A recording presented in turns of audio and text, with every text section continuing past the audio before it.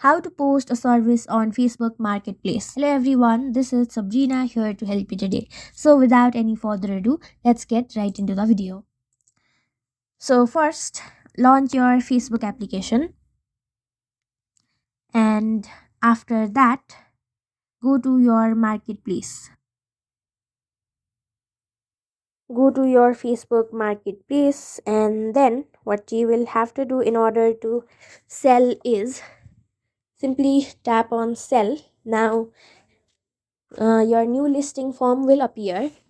After that, what you will have to do is simply select your category, like what you are selling, if it is a vehicle or housings or anything. If you are giving up for rent, select your category, and after that, what you will have to do is enter your price, then location, add a little description, add photos, and then publish it.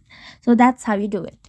Thank you for watching this video. Make sure to like, share, and subscribe to our YouTube channel.